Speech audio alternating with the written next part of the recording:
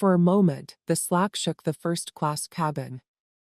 People stared, the air felt heavy, and the woman in the aisle seat slowly lifted her hand to her cheek.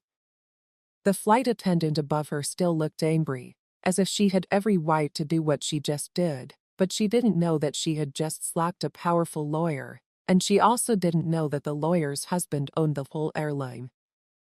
Things were about to change, and they wouldn't end well for her.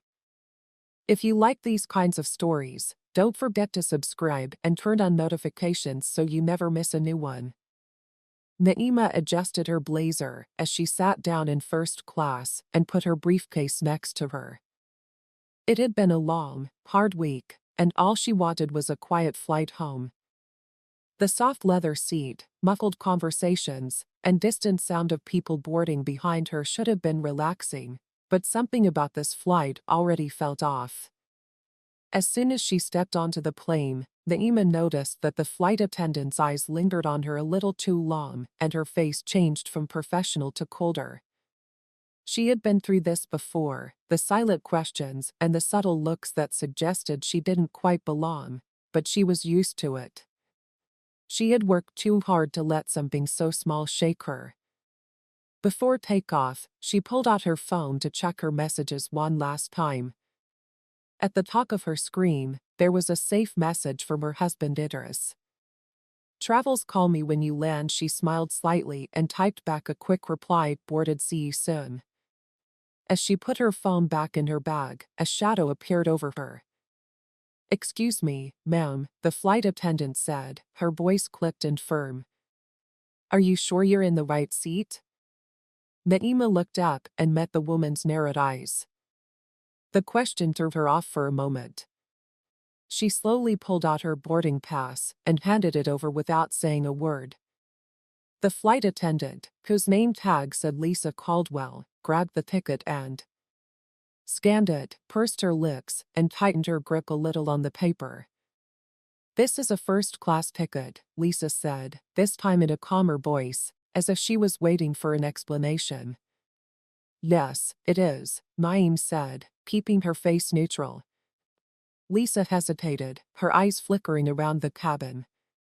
The older man sitting across from Naima, wearing a crisp navy suit and silver hair, looked up briefly before going back to his laptop.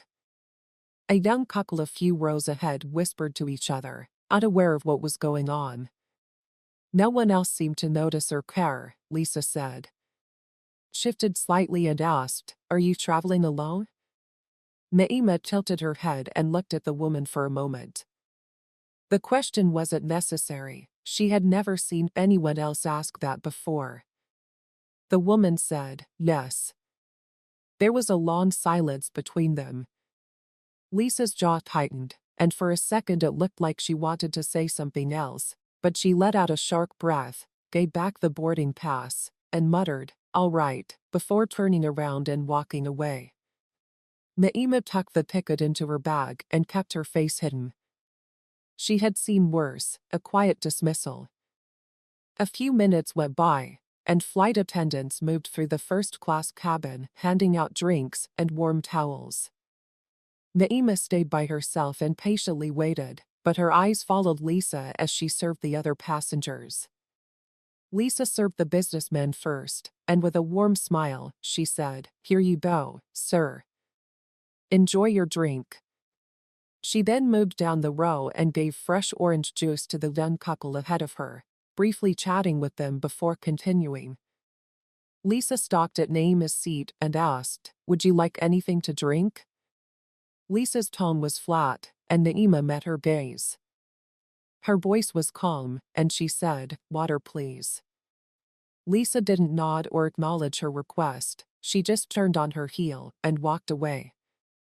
Naima tapped her fingers on the armrest as she watched Lisa continue down the aisle, being friendly to everyone else. It was a small thing, just a drink, but the message behind it was loud. Naima slowly let out a breath while she watched Lisa walk away. The tension in her shoulders was subtle, but there. She had been around people like this before, those who didn't say much, but made sure their actions said a lot. She leaned back in her seat and waited. Minutes went by. The businessman across the aisle had already been given his second glass of champagne, and the young couple in front of her had been given snacks to go with their drinks. But she couldn't find her water. She pressed the call button, and a few seconds later, Lisa came back with a carefully blank face. Yes, I asked for water, Naima said. Lisa's lips were pressed into a thin line, showing that she was still getting things ready. Naima looked at Lisa's tray, which was almost empty with only a few glasses left. You seem to have everything for everyone else ready. Naima replied in a calm voice, I'll get it when I can. Lisa's face barely changed, but the anger in her eyes was clear. Lisa then turned and walked away, leaving Naima speechless. Naima had spent years in courtrooms dealing with people who thought their power gave them the right to be rude. She was untouchable and knew when someone was trying to provoke her on purpose. Out of the corner of her eye, she saw movement. The businessman across from her had stopped typing and looked back and forth between her and Lisa, as if he was thinking about what to say. After a moment, he looked back at his laptop and continued typing. A voice broke the silence. That was weird, someone said. Naima turned her head a little and saw that the young woman from the couple in front of her had spoken. Her partner frowned slightly. A man with short curls and a leather jacket shifted uncomfortably and said, I saw that too. She just ignored you. Naima gave her a small, polite nod, but she didn't say anything because she didn't want to play into the situation at that time. Just then, another flight attendant walked on, this time a younger woman with a bright smile on her face. Her name tag said, Elena ma'am. She put a bottle of cold water on Naima's tray table and said, Thank you, Elena. Naima made sure to say her name correctly, and Elena gave her a quick nod. Lisa was nowhere to be seen, and Naima took a slow sip from the bottle while feeling eyes on her. The couple sitting next to her had noticed, and even the businessman, who tried to act like he hadn't, had seen Lisa. Lisa thought she could get away with it, which was her first mistake. Naima stayed calm while sipping her water as the quiet tension in the first-class cabin settled. She wasn't going to make a scene just yet, but she was going to watch. Lisa came back a few minutes later with a tray of meal options.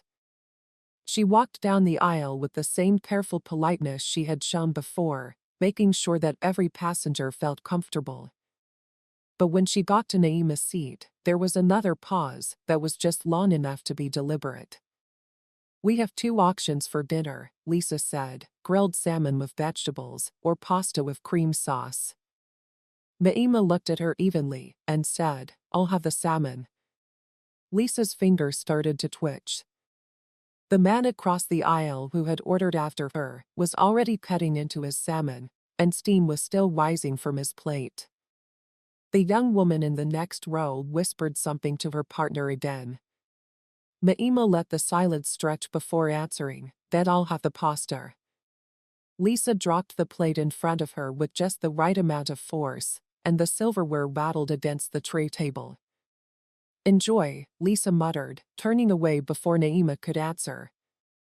Naima took a deep breath and rolled her shoulders back. Lisa was pushing to get a reaction and remind Naima that she didn't belong here. NAA had seen this strategy before. People like Lisa always wanted the same thing, for Naima to get angry, make a scene, and raise her voice so that later they could say, see, I told you she was difficult. Instead, Naima picked up her fork and twirled it through the pasta, taking a slow bite and then breaking it up.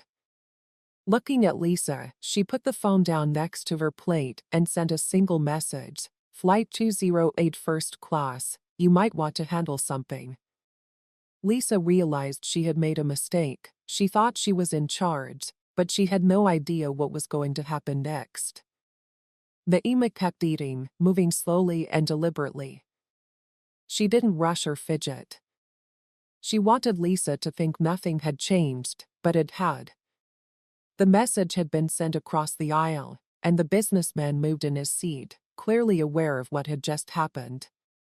He looked at Naima briefly, and then back to his laptop. He wasn't going to get involved, because he was the type to stay neutral. The young couple in front of him kept looking back, though. The woman whose name Naima had heard was Celine seemed like she was about to say something, and her partner Dion put his hand on her arm and murmured something too low for Naima to hear. She wasn't interested in them, she was interested in Lisa, who had disappeared again. Naima leaned back and checked her phone while crossing one leg over the other. She wasn't worried when Idris didn't answer, because he was a precise man who moved slowly and deliberately. She took a slow sip of water and looked at the businessman again, who was still pretending to be focused on his work. Then Lisa came back, her posture still stiff with authority, but there was something else now, uncertainty. She walked through the first-class cabin straightening up trays and refilling drinks, but she kept her eyes on Naima's seat more than once because she felt something wasn't right. Naima didn't say anything, she just waited, and it wasn't long. Lisa stopped in the middle of a step when the intercom went off. "Miss Caldwell, please report to the cockpit immediately." There was an immediate change in the air. A few passengers looked up with raised eyebrows. The businessman's fingers hesitated over his keyboard. Naima put down her fork. Her expression could not be read. Lisa turned sharply, forcing herself to move with confidence. There was a stiffness in her steps as she disappeared behind the curtain that led to the front of the plane. Celine whispered something to Dion again. Didn't stop her this time. She turned in her seat and looked directly at Naima. "Did you do that?" she asked in a quiet but angry voice. Naima reached for her water, took a small sip, and looked straight into Celine's eyes with a knowing look. "I don't make unnecessary noise," she said calmly, "but I do make things happen." Celine blinked, and Lisa was about to find out who she had just played with. Lisa stepped behind the curtain, her heart racing. She wasn't sure why she had been called, but something about She didn't feel comfortable with the tone of the announcement. Flight attendants weren't usually called to the cockpit unless something serious was going on. She pushed through the door to the galley, where the co-pilot stood with his arms crossed next to him. Lisa recognized the voice on the other end right away. It was Elliot Hayes, the airline's ground operations supervisor. Elliot's voice was firm and emotionless when we received the call. Lisa's throat dried up as she tried to sound calm. "Received a report about an incident in first class," Elliot sighed through the speaker. "A first-class passenger has reported being mistreated. I assume you know who I'm talking about." Lisa's fingers curled into fists as she realized she did know, and now she knew exactly where that text message had gone. "Mr. Days, I was just following protocol. If a passenger don't waste my time," Elliot cut in. "The passenger in question is Naima Sinclair." Lisa frowned. The name sounded vaguely familiar, but she couldn't place it. Elliot continued, "She's a lawyer, and a very famous one at that." What Elliot said next hit Lisa like a slap in the face. Her blood ran cold. "Wife of Idris Sinclair," she said, "owner of the airline." The thought made her stomach lurch. The woman she had been ignoring, insulting, and dismissing was married to the most powerful man in the company. Lisa felt the weight of her actions. Elliot continued, his tone getting harsher. "You will return to first class and make sure that Mrs. Sinclair receives the same level of service as every other passenger. You will apologize, and you will do so now." Lisa's lips parted, but no words came out.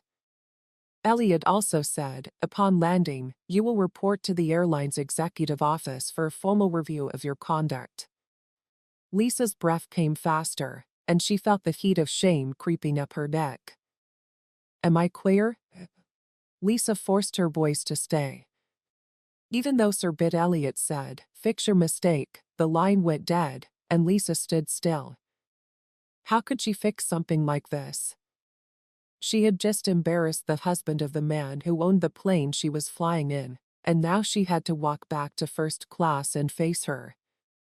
Lisa took a deep breath and pressed her palms against the counter in the galley. Her heart was beating so fast she could hear it in her ears. She had spent years overseeing the first-class cabin and making sure everything ran smoothly. Now that she had done what she wanted, she was about to go back out there, but this time as the person who had lost control. She straightened her shoulders, smoothed out her uniform, and walked back through the curtain. The first-class cabin was quieter than before, people weren't talking as much. They had heard the announcement and seen how Lisa had been called away. As she walked back into the aisle, they saw Naima still sitting there, calmly stirring the ice in her drink with a slow, deliberate motion. She hadn't moved or looked around to see where Lisa had gone, she had just waited. Lisa took a deep breath and walked toward her. The businessman across the aisle looked up briefly, before pretending to focus on his laptop again. The young couple in front of her, Celine and Dion, weren't even pretending not to be paying attention anymore. Lisa stalked at Naima's seat and tried to keep her voice steady. "Mrs. Sinclair," she said, trying to keep her tone as neutral as possible. "I'm sorry for what I said earlier." Naima slowly looked up at her and said, "A misunderstanding." Lisa stiffly nodded. "Yes, you checked my ticket." "You knew I was in the right seat," Naima said in a calm, measured voice. "You ignored my request for water while serving every other passenger. You told me the salmon wasn't available, but I watched you serve it to the man sitting next to me." Lisa's throat went dry. "That doesn't sound like a misunderstanding," Naima continued. "That sounds like a choice." The air in the cabin felt heavier. Sel's mouth opened a little as if she couldn't believe Naima had just said it out loud. Lisa forced a tight smile on Mrs. Sinclair's face and said, "If you're going to apologize, at least have the courage to tell the truth." Naima interrupted, tilting her head slightly. Lisa could feel the eyes on her. She was no longer in charge of the cabin like she had been before. Naima let the silence between them last for a while. Lisa wasn't used to being helpless, and now she had to stand there in front of every passenger. The flight attendant took a deep breath and said, "I misjudged you." Lisa forced the words out, and Naima gave her a slow knowing nod. "You did." Lisa wanted to disappear, but she swallowed her pride and asked, "Can I get you anything else, Mrs. Sinclair?" Naima didn't blink, and she didn't ask her that before Lisa knew what she was talking about. Earlier, she had served everyone with warmth and a smile, except her. Lisa clenched her jaw and asked, "Would you like anything to drink?" Lisa repeated, her voice getting louder this time. Turning the half-empty water bottle in her hands a little, she finally said, "No, I think I'll stick with what I already have." Her voice was light but firm, and Lisa nodded stiffly. As she walked away, her face burning, she could feel the shift in the cabin, the whispers, the long stares, and the realization that something deeper had just happened right in front of him. Lisa hadn't just lost control of the situation, she had lost something bigger, and she couldn't get it back. Lisa moved quickly down the aisle, each step heavier than the last. She had worked in first class for years and was known for being strict, efficient, and in charge, but now she felt like every passenger was looking at her back. She stepped behind the curtain into the galley and grabbed the counter to steady herself. The space felt smaller and tighter, and her breath became shallow and her hand shook a little. She had apologized, but it wasn't over her voice. Lisa turned around and saw Elena, the younger flight attendant, leaning casually against the counter with her arms crossed. She wasn't making fun of her, she was just observing and almost amused. Lisa narrowed her eyes and said, "Mind your own business." Elena shrugged and pushed off the counter. Lisa's jaw clenched and she said, "I don't need your commentary." Elena smirked and said, "Sure, but you do need to start thinking about what's waiting for you when we land." Lisa stiffened and asked, "What are you thinking about?" "You're talking about." Elena raised an eyebrow and said, "Oh, you really don't know." She pulled out her tablet and tapped the screen. "Flight records are monitored in real time," she said. "When a high-profile passenger files a complaint, especially someone like Mrs. Sinclair, it doesn't just disappear into a report." This made Lisa's stomach turn. "Corporate is already watching this flight," Elena said, "so whatever happens next, you won't be able to control it." Lisa barely breathed as she stared at the screen. There was already a formal report and an upcoming disciplinary review linked to her name. She knew she would be questioned after landing, but she hadn't realized things had gotten this far. Lisa let out a sharp breath, picking up a napkin from the counter and dabbing it on her forehead. "It's just a report," she muttered, trying to calm herself down. Elena let out a soft laugh. "You keep telling yourself that." Lisa turned away and pressed her fingers against her temple. She had worked for this airline. She had dealt with difficult passengers before, but she had never been in a situation where she felt so exposed. What was worse was that Naima wasn't even trying. She hadn't yelled, made a scene, or demanded anything. She had just let the weight of Lisa's actions fall on her. Lisa took a deep breath and straightened her uniform again. Maybe she could fix this? Maybe she could smooth it over. She just needed to get through the rest of the flight and handle the landing. Suddenly, the in-flight phone rang. Lisa's heart stopped. With a knowing look in her eyes, Elena leaned in and glanced at the flashing light. "You should answer that," she murmured. Lisa reached for the phone with stiff fingers and slowly lifted it to her ear.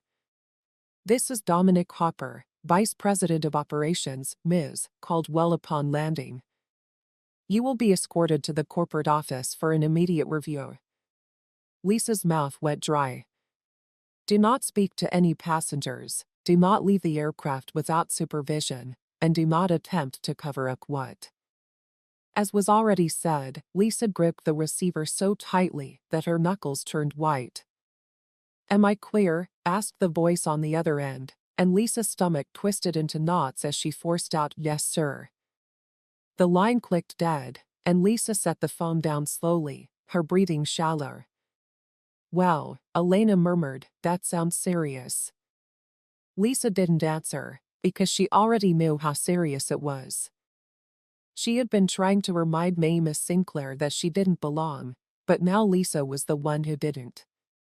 Trying to calm down, her mind was racing with worse than worst possibilities. An immediate review upon landing wasn't appropriate for a normal complaint. This was something else, something bigger. She had to think quickly. Taking a slow breath, she straightened herself up. She had been in this exact situation before, but when she had to regain control, change the outcome, and calm things down before they got out of hand. She could still fix this. Elena was still standing there with arms crossed and a look of silent amusement on her face.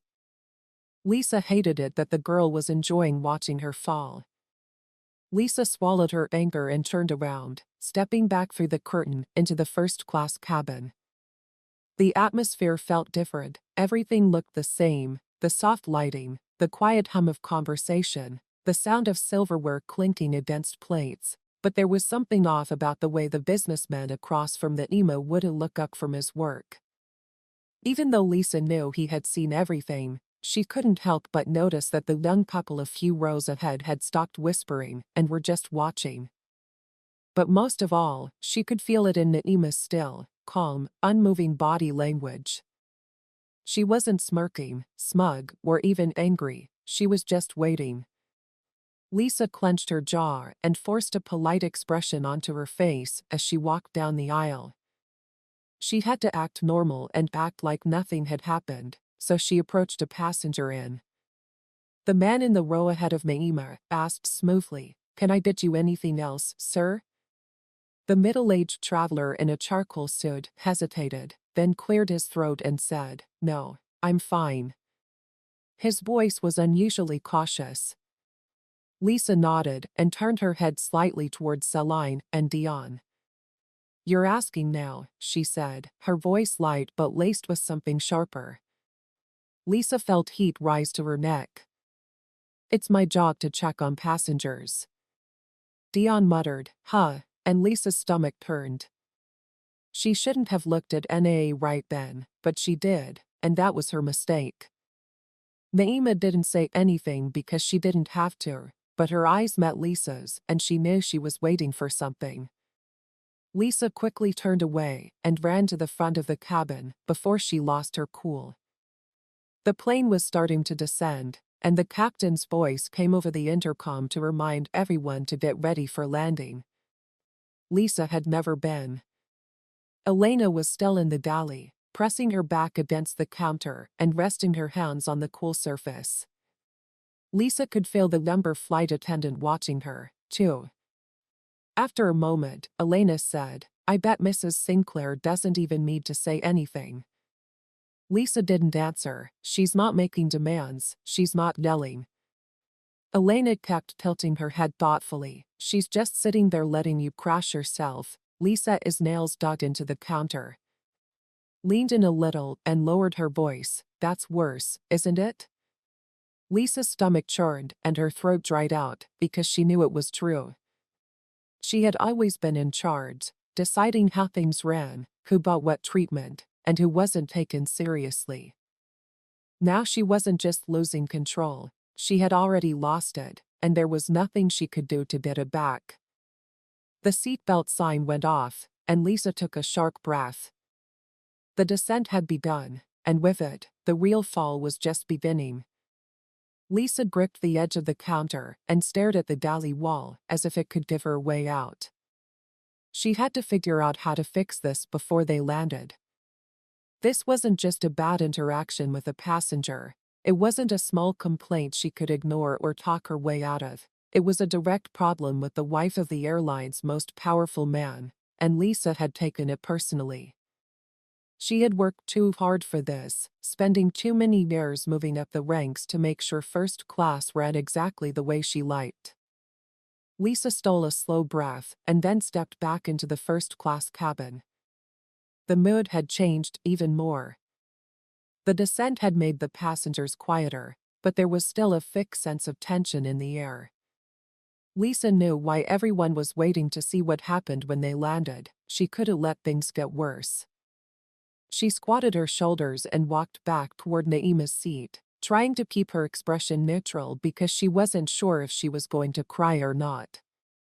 Naa was the same as she had been before, calm and unshaken.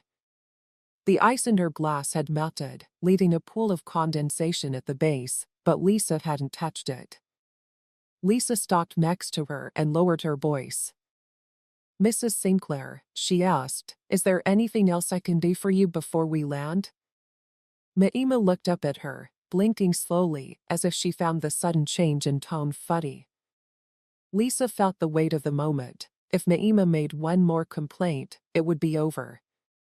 Naima slightly tilted her head and said, "You've already done enough." The response wasn't harsh or aggressive, it was just factual, and that was even worse. Lisa swallowed and shifted uncomfortably.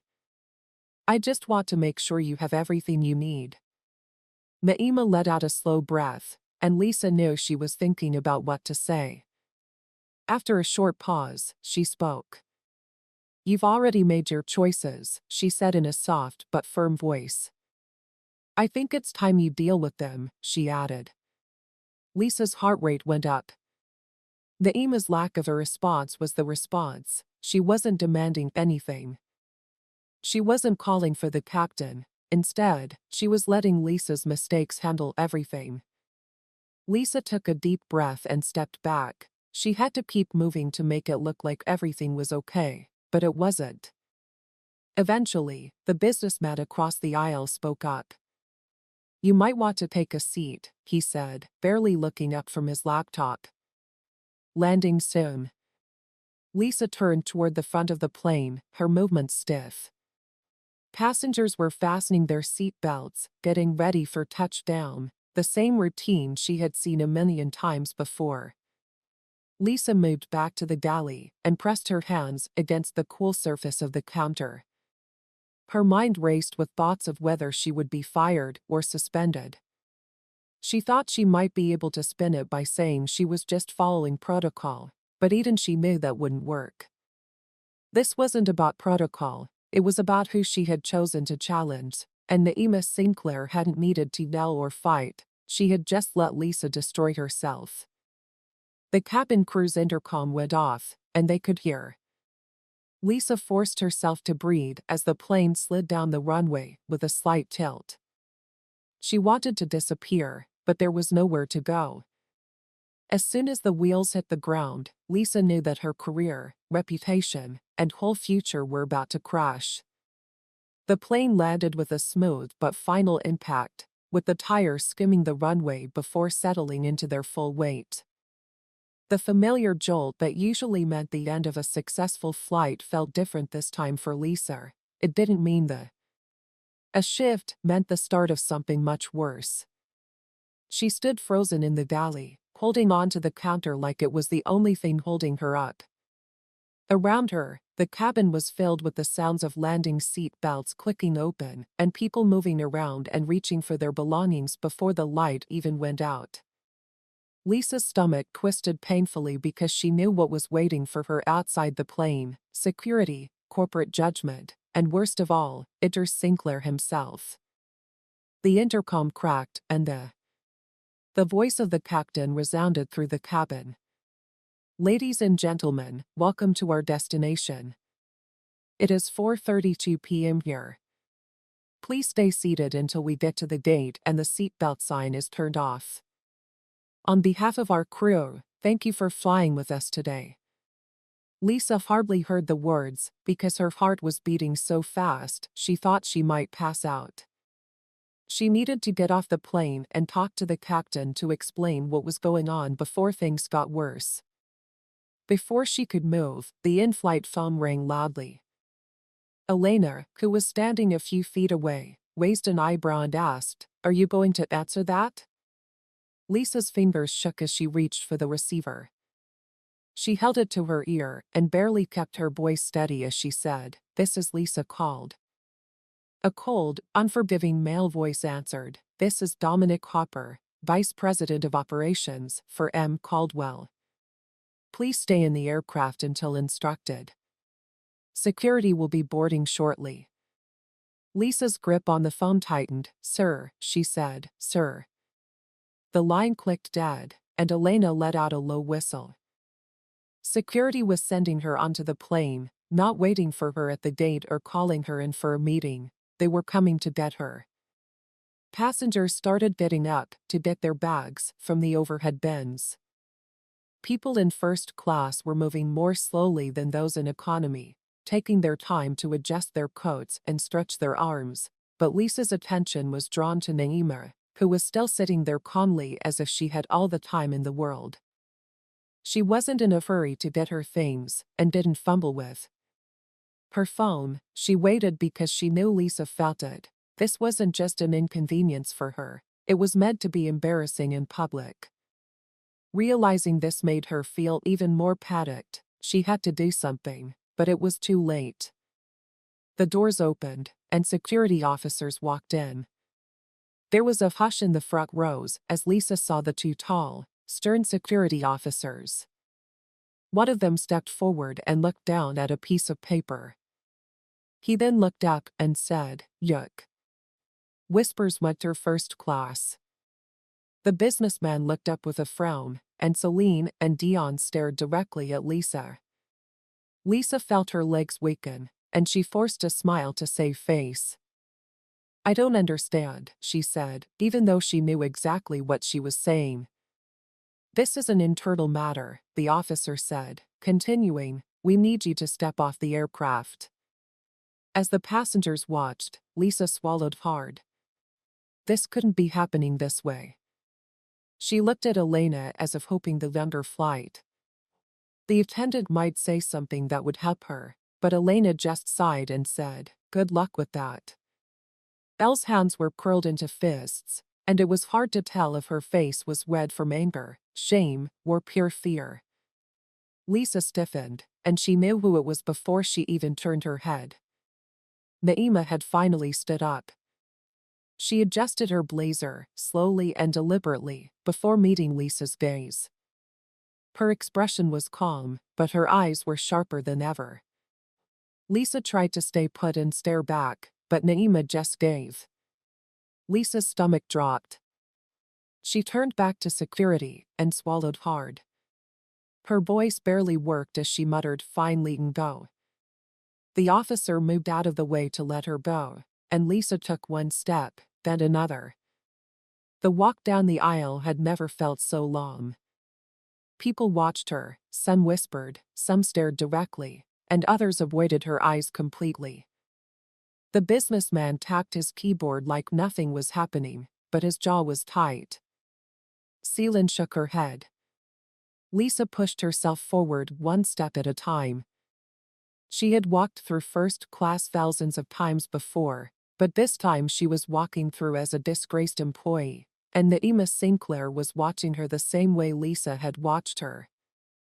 Step by step, Lisa felt the walls closing in around her as she stepped off the plane and into a very different world.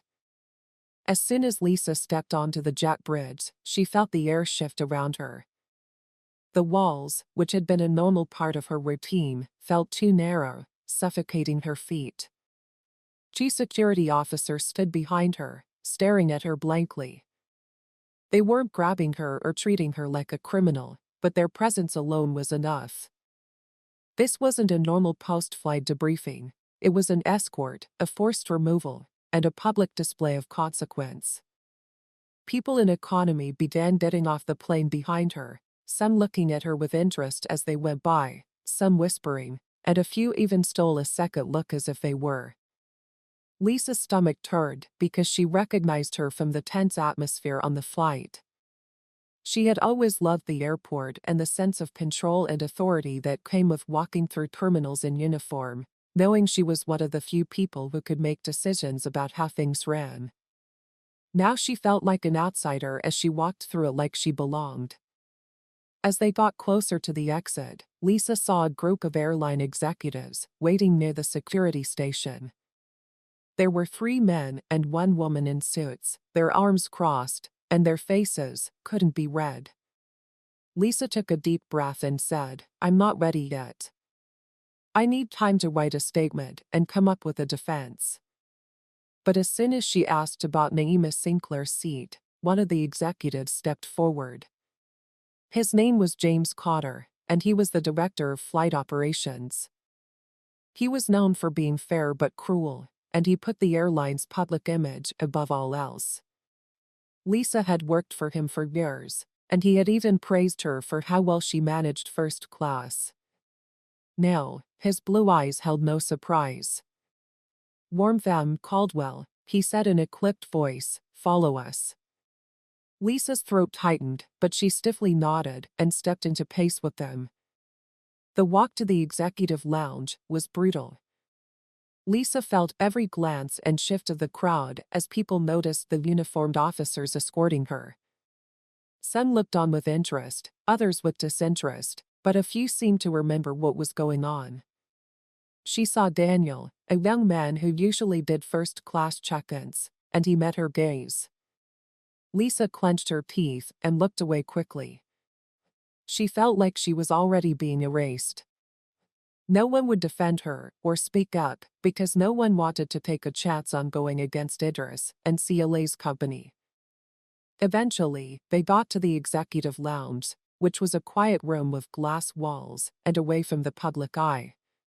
Inside, there was a sleek conference table in the middle, with neatly arranged chairs and a single tablet blinking with Lisa's employee profile. She hesitated at the door, but James Connor motioned for her to sit down. Caldwell Lisa swallowed hard and stepped inside. Her movements were stiff, but she knew she could still turn this around if she was careful. She sat down, folded her hands in her lap, and kept her posture professional. James sat across from her, tapping the tablet screen. The others stayed standing, their faces carefully neutral. There was a long silence, and then James looked up and asked, "Do you know why you're here?" Lisa wet her lips before answering. There was a complaint. James's eyes didn't waver. Not just a complaint. Lisa forced a smile. Mr. Cotter's IJM held out the tablet to her and showed her employee record. Next to it was a flagged incident report from Flight 208. Lisa felt sick. The report wasn't just from one passenger. It had several statements from first-class passengers who had reported her behavior. At the bottom of the complaint, Lisa Sinclair had written it directly. Lisa's hands went cold. James's voice broke the silence. He said, "Let me be clear. This is not a standard review. This is a..." Lisa's heart rate went up when she heard the words discipline case. This was not a warning or a meeting. This was the threat of termination. James leaned forward a little and clasped his hands together. "Would you like to explain your actions before we continue?" Lisa knew she had two choices. She could defend herself by saying she was following protocol and that there had been a misunderstanding, or she could take responsibility and try to salvage what was left. Her instinct told her to fight to defend herself and say she had done nothing wrong, but the weight of the situation made her wish she had. Lisa Sinclair's name at the bottom of the report made her chest tighten. She opened her mouth, but nothing came out because, for the first time in her career, she knew there was no way out. Lisa sat there, her throat dry, her heart pounding in her ears. The weight of the room pressed down on her, and the polished conference table stretched between her and the executives like it was a courtroom, which in many ways it was. This wasn't just a meeting, this was a verdict. She looked at the tablet screen again and saw her own name. Looking back at her with accusatory words like formal complaint, passenger mistreatment escalation, pen disciplinary action, and Mr. Cotter's, Lisa had to say something. "Mr. Cotter's, I want to make it clear that I never meant to mistreat a passenger." She raised her voice, "Even though I was managing first class as usual, making sure that everyone was where they were supposed to be and that everything ran smoothly in case there was a misunderstanding." James raised his hand and cut her off. "Let's start with that." He said this while tilting his head slightly. "You said you were making sure that all passengers were where they were supposed to be." He tapped the tablet and pulled up a passenger manifest. Mrs. Naima Sinclair was sitting in first class with a fully paid ticket. You looked over her boarding pass and saw that she was exactly where she was supposed to be. Lisa's stomach turned. James didn't wait for her to answer. He quickly swiped to another document. "This is the report from Hannah Lee, one of your flight attendants." Looking at the screen out loud, Miss Caldwell questioned Mrs. Sinclair's seat assignment, despite clear documentation. When Mrs. Sinclair stayed in her seat, Miss Caldwell continued to treat her rudely throughout the flight, not providing standard service. Lisa clenched her jaw because she hadn't thought Hannah would write a report. James swiped again, and he continued in a calm but firm voice. 3 first-class passengers also submitted statements. He looked at her and asked, "Do you understand how rare that is? First-class passengers usually don't want to do anything. Unless they're directly affected." He leaned back a little, but in this case, they weren't the ones being mistreated, they were the witnesses. Lisa felt her defense slowly crumble around her, her words, died in her throat. James tapped the screen again, and a new report appeared, a direct letter from Lisa Sinclair. Lisa stopped breathing. She didn't need to hear it read out loud. The weight of his name was enough. James exhaled through his nose, setting the alarm. Putting the tablet down and folding his hands on the table, his expression couldn't be read. "Lisa," he said, and the use of her first name sent a new wave of fear through her. "I want you to be honest with me, because this isn't just about a bad day. This isn't about an overlooked drink request or a seating mix-up. His eyes locked on hers, sharp and unyielding. This is about why you looked at Mrs. Sinclair and thought she didn't belong. Lisa's heart dropped. You've worked for this airline for 10 years. Tell me something. Have you ever questioned another first-class passenger the way you questioned her? Lisa felt like she was suffocating. She could feel all eyes on her, waiting for her to say that it wasn't about that, but she couldn't because the answer was so clear. James looked at her face to see if she'd be brave enough to lie, but Lisa didn't. She dropped her gaze. James sighed. That's what I thought. After a long pause, Lisa felt herself sinking. James continued, there's no way to spin this.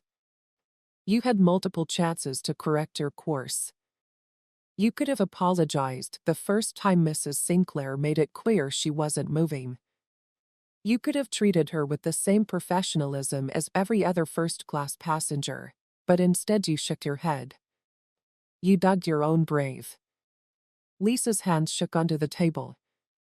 James slowly let out a breath. Normally, a case like this would lead to immediate termination. Mr. Sinclair didn't ask for that. Lisa blinked in surprise, and she didn't. James watched her carefully, and he tapped his fingers on the table to say, no. She didn't ask for you to be fired. She didn't demand compensation. She didn't even push for a public apology. She didn't have to. Lisa knew what that meant, and Naima let the consequences happen on their own. James sighed and said, here's what's going to happen. You're suspended indefinitely, effective right away, pending a full investigation. Lisa sharply inhaled. She was suspended, not fired, but that didn't mean she was safe. Her record was permanently flagged, and her reputation was ruined. Even if she somehow got her job back, every flight attendant, crew member, and executive would know what had happened. James looked at the other executives, and then back at Lisa. You'll be contacted within the week regarding next steps. Until then you are not permitted to enter any airline facilities or access the company's internal systems, Lisa was told. Lisa's check felt tight. Lisa stared at the table. Her mind was like a war zone.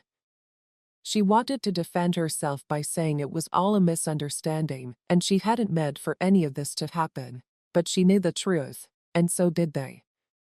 Lisa swallowed hard, her voice barely above a whisper, I understand. James nodded, happy that the meeting was over, and he stood, signaling that Lisa could go home. Lisa felt numb as she stood, her legs shaking. Her whole career had been taken away in less than an hour, and there was. She couldn't stop herself. She turned toward the door and reached for the handle, her body moving automatically. James spoke one last time. Maybe next time, he said calmly, you'll think twice before deciding who belongs. Lisa stiffened, but she didn't turn around. Instead, she stepped forward and walked out of the room into a future she didn't recognize. Lisa walked through the hallway, her steps slow, her body moving as if she weren't connected to it. The reality of the meeting still clung to her like a weight she couldn't shake. She was not fired, but also not protected, and she was suspended indefinitely. She should have been relieved because she still had a chance, but she knew that her career was over and that she would never be respected again. The hallway was long and empty, and the lights above cast a sterile glow.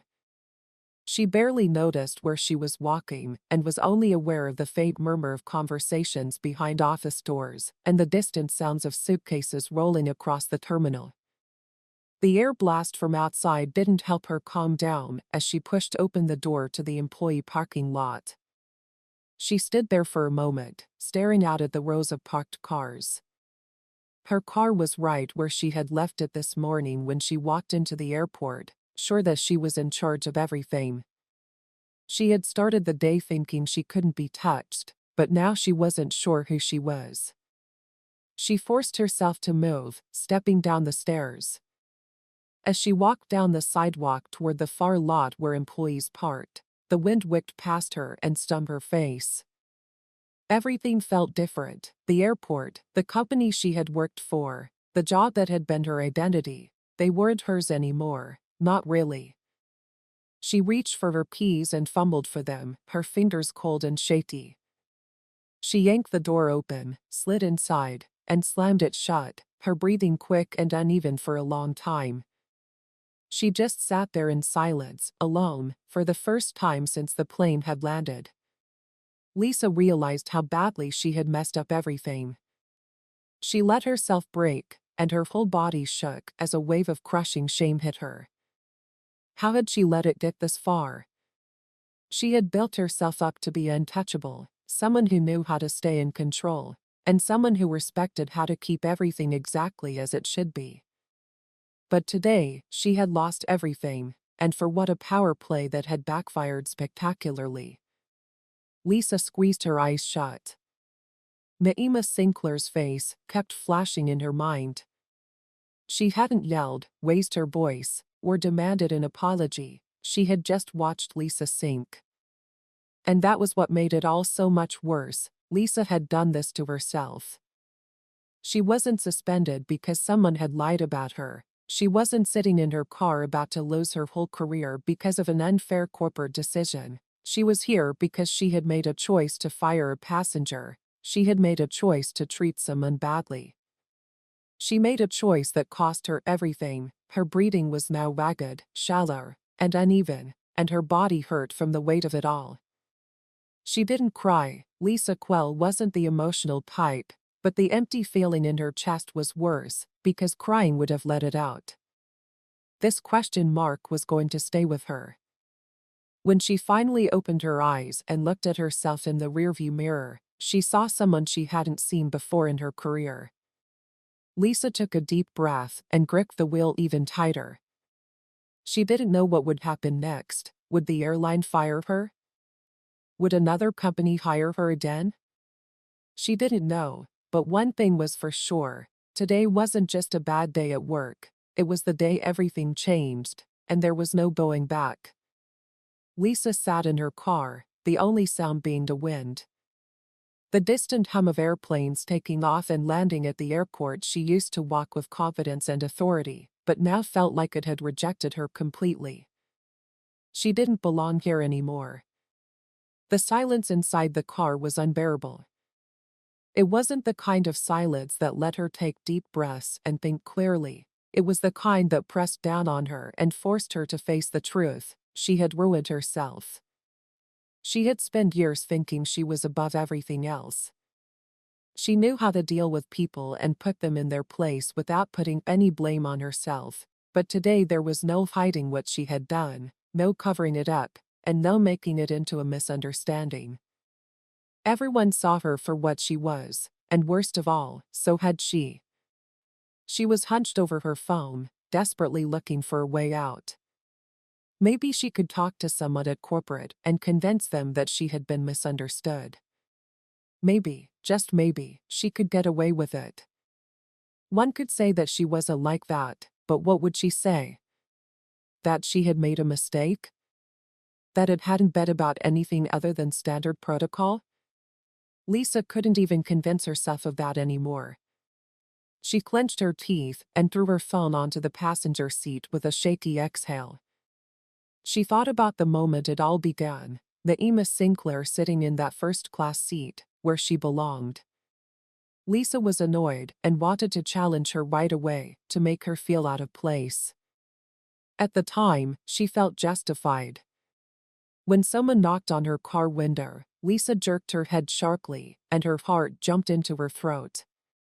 For a split second, she thought it was security or someone from corporate. Maybe they had changed their minds or were here to tell her it was over for good.